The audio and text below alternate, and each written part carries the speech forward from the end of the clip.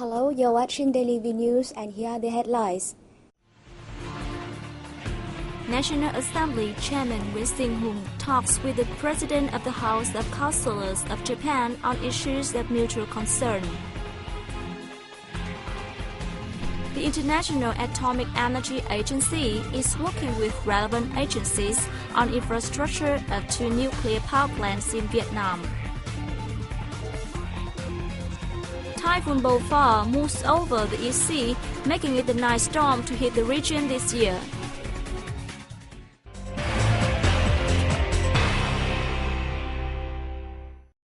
President Trương Tấn Sang greeted a delegation from Japan's International Friendship Exchange Council and veterans from countries of the former Soviet Union in Hanoi on December 4th. Meeting with Japanese delegates, Sang said activities of the council have contributed to enhancing the friendship and cooperation between the two countries. He added that assistance from the Japanese government has helped create multifaceted changes in Vietnam. Vietnam is willing to coordinate with Japan to improve aviation cooperation and human resources training. The delegation head, Nakayaki, highly valued the achievements Vietnam made in socio-economic development. He expressed his belief that the Vietnamese economy will develop fruitfully in the future. He suggested Vietnam create conditions for the two countries' organizations to meet and strengthen solidarity and mutual understanding. Sang gave a warm welcome to 30 veterans from countries of the former Soviet Union, including Russia, Ukraine, and Belarus, that helped Vietnam during its struggle for national liberation more than 40 years ago. He said Vietnam's achievements made in the national renewal are inseparable from the veterans' sacrifices and contributions in the past. Delegates recalled their memories of fighting side by side with Vietnamese soldiers in the struggle, stressing that it was their noble duty and honor. They said they hope to contribute to maintaining and improving the friendship between Vietnam and other countries. National Assembly Chairman Win Sing-hoon on December 5th began his official visit to Japan. Following his arrival, Hoon talked with President of the House of Councillors Hirata Kenji and other Japanese congressmen on issues of mutual concern. Hoon affirmed that Vietnam's National Assembly, government and people wish to continue strengthening the significant friendship and the comprehensive cooperation with Japan.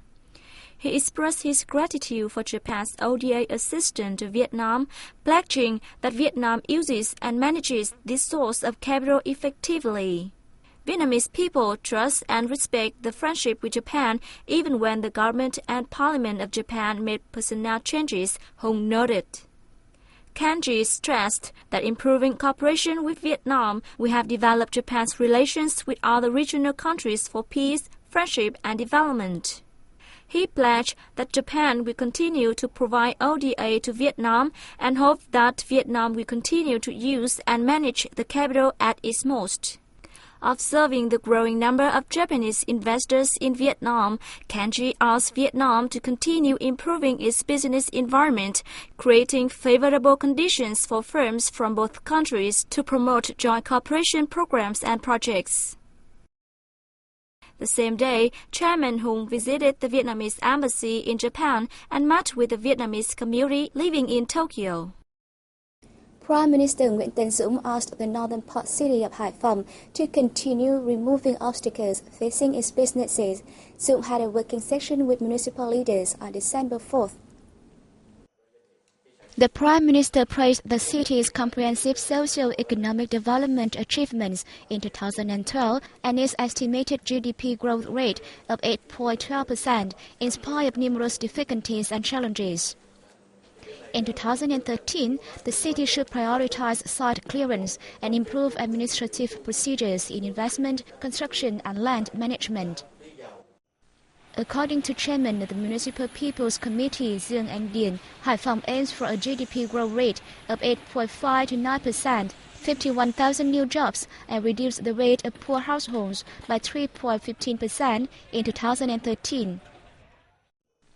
On the day, Dũng met with voters in the city's Hồng Bàng district to inform them of the results of the 4th section of the 13th National Assembly. Voters spoke highly of the effective and flexible measures taken by the government to curb inflation, stabilize the macroeconomy, and ensure social welfare. Zoom assured the voters that the government will direct the ministries, agencies and localities to continue implementing measures to better public health services and remove difficulties from businesses. The Indian naval ship Samrat, with 22 officers and 115 sailors on board, docked in Marine Police Zone 3, Bà Rịa Vũng Tàu Province on December 4th. The delegation led by Mukesh Purohit, Deputy Inspector General and the ship captain, held a working session with Vietnamese Marine Police to share experiences in combating pirates, protecting fishermen and ensuring safe shipping passage. Purohit expressed his hope to reinforce the traditional relations and cooperation between the two countries through joint training activities and delegation exchanges. The visit demonstrates the solidarities and friendship between the people and armed forces of the two nations and creates an opportunity for young soldiers from both sides to exchange experiences, develop skills with new equipment, and deal with sea violations.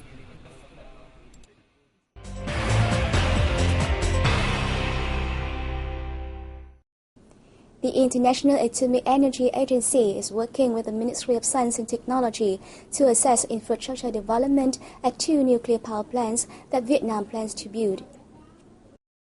From December 4th to 14th, IAEA representatives and experts from the ministry and relevant agencies will discuss the development of nuclear power plant infrastructure following IAEA criteria. Park Jong-kin, head of IAEA Working Group, said the working session will have Vietnam develop necessary facilities for its nuclear power plants. The IAEA will make recommendations that will have Vietnam reduce the gap between its and the IAEA standards. According to Park, during the first trip to Vietnam in 2009, IAEA made 12 recommendations and around 20 suggestions on infrastructure for the country's future nuclear power plants.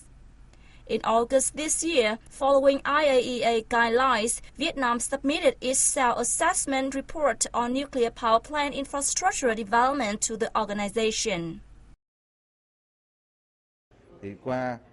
We have reviewed our preparations and see that some criteria such as plant location and the country's readiness and commitment to nuclear power plants have been implemented effectively.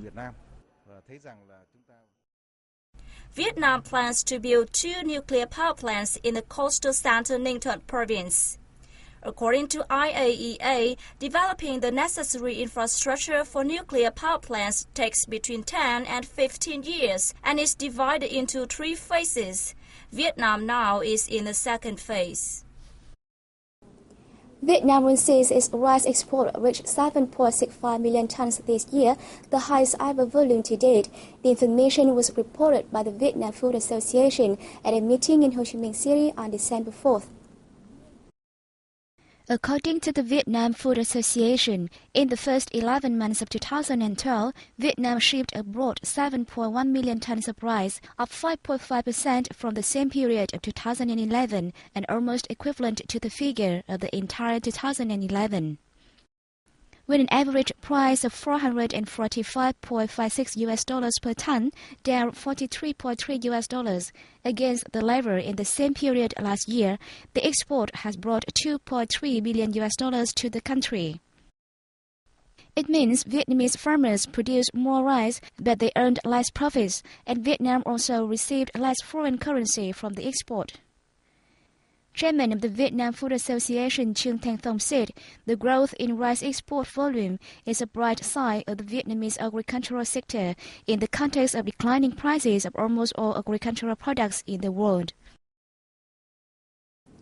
Typhoon Bopha moved over the East Sea on December 5th, making it the 9th storm to hit the region this year.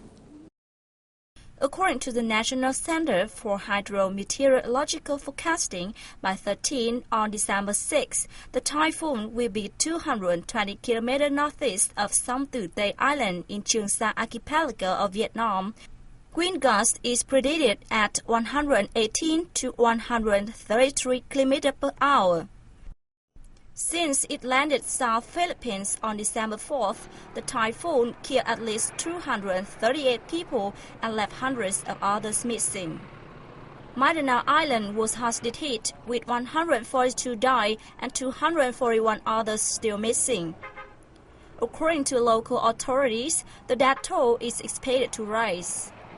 Bhopal has disrupted air travel in the country, with 100 domestic flights cancelled. More than 87 people has also been evacuated. Bhopal is the strongest typhoon to hit the Philippines this year. And that comes to the end of our news today. Thank you for joining us and see you next time.